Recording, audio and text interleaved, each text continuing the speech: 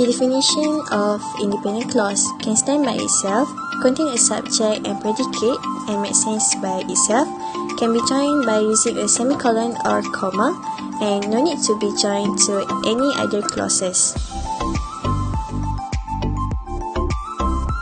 The components of independent clause: subject, action or predicate, and express complete thought. An independent clause can be as simple as a subject and verb. For example, Jim reads. The subject is Jim, action or verb is reads, and a complete thought was expressed. Reader now knows that Jim likes to read. Important thing to remember is, independent clause can stand on their own and make sense alone.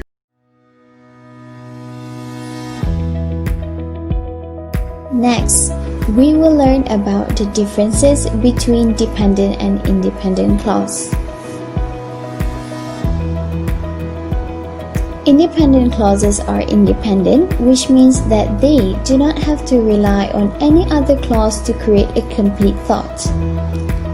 Dependent clauses, on the other hand, cannot exist by themselves and must be connected to an independent clause in order to create a complete sentence.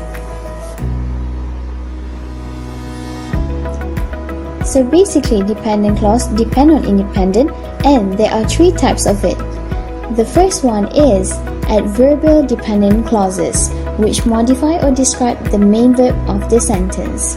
So based on the example, the clauses underlined modifies the main verb will travel by showing condition or probability. The second one is relative dependent clauses, which modify or describe a noun. Based on the example shown, the dependent clause that I gave him modifies the subject this by adding specific details. And the last one is noun-dependent clause, which in the example, the underlined dependent clause is acting as a noun direct object that answers the question, what?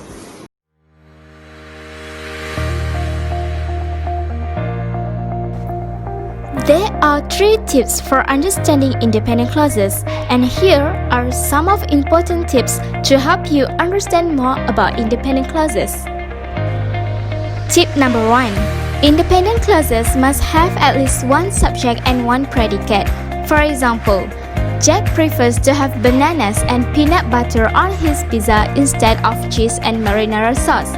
Even though this sentence has an extra long predicate with lots of modifiers, it is still only one independent clause because there is just one subject, Jack, and one predicate. Tip number 2. If a clause begins with a transition word or subordinating conjunction, then the clause is dependent. For example, although Jack has questionable taste in pizza, does this clause feel like it's missing something? This clause is not independent because it begins with a transition word, although. This clause depends on another clause in the sentence to make sense, and is therefore an incomplete thought or a fragment without that independent clause. Here is the sentence rewritten with an independent clause added at the end. Although Jack has questionable taste in pizza, he is still one of my best friends. Now, the sentence is complete and the reader is not left confused at the end of the dependent clause. Tip number 3. Independent clauses cannot be connected in sentences by simply using a comma. Writers must use either a semicolon plus a subordinating conjunction plus a comma, or a comma with a coordinating conjunction. For example, owls sleep during the day, foxes sleep at night. If we use a comma instead of a semicolon in the sentence above, we would be guilty of a comma splice. Thankfully, this grammatical error can be easily avoided by becoming more comfortable with the unusual piece of punctuation, the semicolon.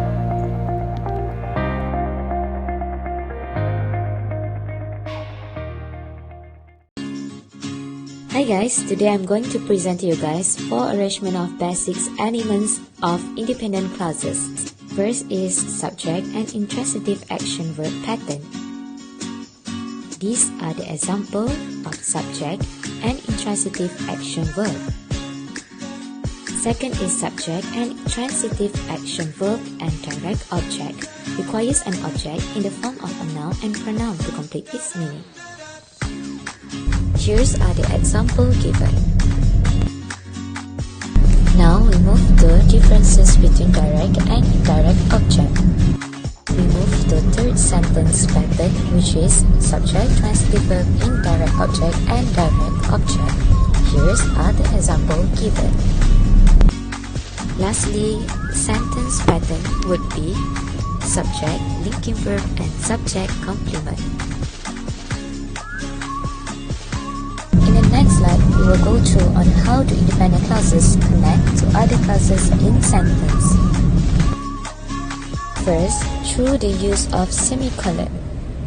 Second, with a comma coordinating conjunctions. And third, with a semicolon and subcoordinating conjunction, a comma.